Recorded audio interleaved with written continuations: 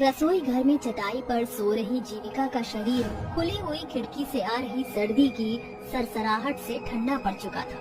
वह गहरी नींद में बुदबुदा रही थी। माँ, मुझे छोड़कर मत जाओ, रुक जाओ माँ, रुक जाओ। उसका मस्तिष्क ख्वाब में खोया हुआ था। तभी जीविका झुंझलाकर नींद से बाहर आ जाती है और वह बोलती है, फिर से वही सपना। आखिर उस अंधेरे में वो कौन सी चीज चमक रही थी? कुछ ही देर में सुबह के सूरज की रोशनी जीविका के चेहरे पर छिटक पड़ती है, जिसके कारण से उसके रूप की खूबसूरती और भी ज्यादा निखर जाती है। तभी उसकी सौतेली माँ मंदा चिल्लाते हुए रसोई में आती है। अरे ओ महारानी, चल जल्दी से ये बोरिया बिस्तर परे रखकर हमारे लिए चाय बना। ठीक है, मैं अभी बनाती हूँ। जीविका जल्दी से सभी के लिए चाय बना कर देती है। ये लीजिए पिताजी, आपकी चाय। कितनी बार कहा है ना तुझे कि मुझे पिताजी कहकर मत पुकारा कर।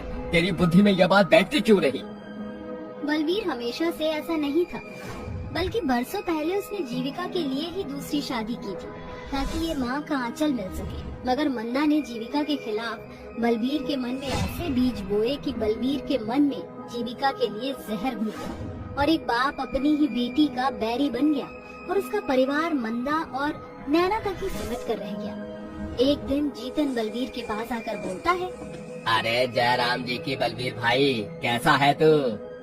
अरे ठीक हूँ, तू बता, अरे कैसे आना हुआ? एक रिश्ता है नजर में जीविका के लिए। लड़के वालों को दान दहेज में एक आना नहीं चाहिए, मगर लड़के की पहली पत्नी की मौत हो गई है, इसलिए दूसरी शादी करना चाह रहे हैं। अब जो कि लड़का विधुर है तो जाहिर सी बात है कि लड़का उम्रदार होगा, ये कोई 40-45 साल का होगा। ये सुनकर बलवीर संकोच में पड़ जाता है। तभी मंदा कहती है, अरे इसमें इतना सोचना विचारना कैसा? लड़का तो वैसे भी उम्र में बड़ा ही होता है। हमें मंजूर है जीतन भाई, आप उन्हें कहो कि बारात लेकर घर आए और ले जाएं इस आपत को। इस तरह 18 साल की जीविका की शादी एक बड़े उम्र के इंसान के साथ तय हो जाती है। मगर कुछ ही दिन के बाद नैना की शादी एक बड़े घर में तय हो जाती है। अरे जीविका, अपनी बहन को मुबारकबाद नहीं दोगी? तुम्हारी बहन की शादी पक्की हो गई है। बस फर्क इतना है कि तुम एक बूढ़े की बीवी बनोगी और मैं एक सुंदर से लड़के की। सच बताऊं तो तुम्हारी जिंदगी जहन्नुम के जैसी है। न तुम्हें परिवार का प्यार मिला, न पति का प्यार मिलेगा। दिन बीतते हैं और मंदा और बलवीर नैना की शादी के खरीदारी शुरू कर देते हैं। तभी नैना अपनी शादी का लहंगा लेकर जीविका के पास आती है। ये देखो जीविका, मेरी शादी का जोड़ा। अरे वाह नैना, तुम्हारी शादी का लहंगा तो बड़ा सुंदर है। वो तो होगा ही, क्योंकि मेरा लहंगा लाखों का है। नैना अपना लहंगा जीविका को दिखा ही रही थी कि मंदा वहाँ आकर कहती है, अरे नैना बावली हो गई है, देख कैसे ललचाई नजरों से तेरा लहंगा देख रही है। ये सुन लड़की, आज शाम से मेरी नैना की शादी की रस्में शुरू हो रही है, इसलिए अपने मनहूस कदम कमरे से बाहर मत निकालना। और हाँ, अपने शादी के जोड़े का जुगाड़ तू खुद से कर लेना। चल नैना। पूरे घर में शादी की तैयारियां शुरू हो जाती हैं। मेरे पास तो शादी का जोड़ा भी नहीं, शायद माँ के संदूक में कुछ मिल जाए, देखती हूँ। जीविका जल्दी से अपनी माँ के संदूक को खोलती है, जिसमें लाल रंग का एक खूबसूरत सा लहंगा रखा होता है। गुजरते दिनों के साथ उसकी शादी का दिन आता है। जीविका उस लहंगे को पहनकर शीशे के सामने खड़ी हो जाती है। उस लहंगे ने जीविका के रूप में जान डाल दी थी। देखो माँ, तुम्हारी बेटी दुल्हन बन गई। बताओगी नहीं इस लहंगे और दुल्हन के लिबास में मैं कैसी लग रही हूँ? ऐसा कहते हुए जीविका अपनी माँ के फोटो के सामने फपक फपक कर रोने लगती है। तभी उसकी आंखों के आगे अपने सौतेले माँ, बहन और पिता का बुरा बर्ताव उभर उठता है और जैसे बरसों बाद जीविका अपने लिए सोचती है। ये गाजी बाजे की गूंज बार बार मुझे एहसास दिला रही है कि मेरे अपने मुझे दुल्हन बनकर दलदल में धकेल रहे हैं। अब मैं और अपनी जिंदगी न्योछावर नहीं कर सकती। तुझे जाना होगा जीविका। जीविका दुल्हन के लिबास में अपने नए सफर के लिए निकल पड़ती है।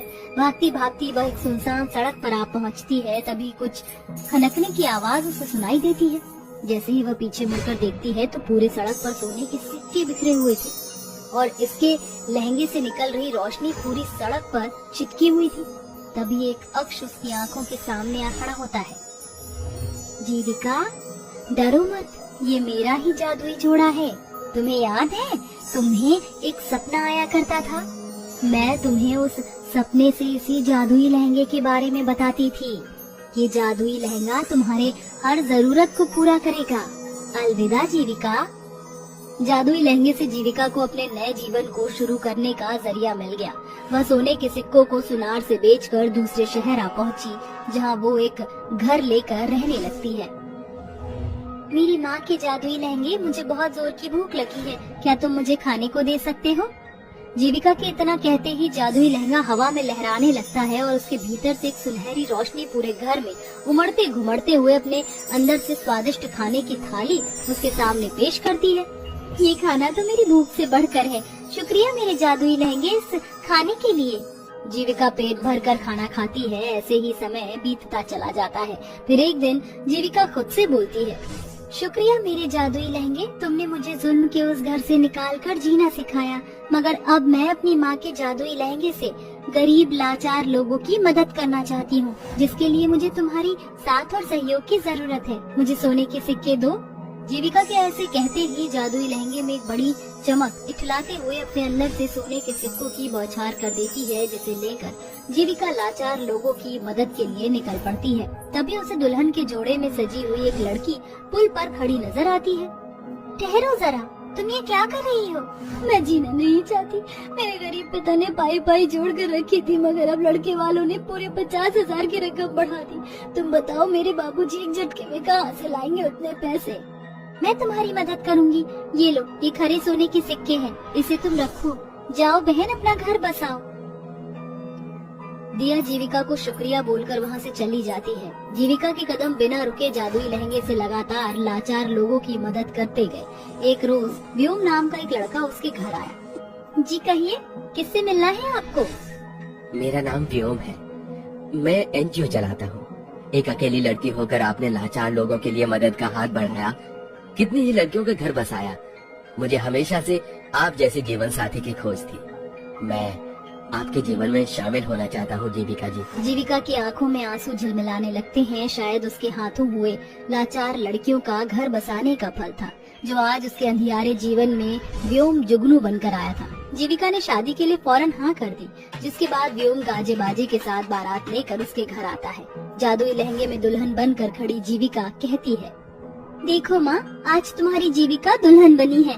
आज तुम्हारी अनाथ बेटी का घर बसने जा रहा है। मुझे आशीर्वाद दो माँ। एकाएक जादुई लहंगे से एक चमक उसके आँखों के सौंजे फूट पड़ती है, जो उसकी माँ लाजो का रूप लेती है। जुग जुग जियो मेरी बच्ची। ईश्वर तेरी शादीशुदा संसार को शारोन के गुलाब के रंग भरे। मेरा साया हमेशा तेरे जादुई जोड़े में तेरे साथ साथ रहेगा जीविका। ये कहकर लाजो की आत्मा जादुई लहंगे में घुल मिल जाती है, जिसके बाद पूरे विधि विधान से जीविका की शादी व्योम से हो जाती है। आज जीविका की जिंदगी में ज्यादती जुल्म के बरसों बाद उसके हक की खुशी मिल गई।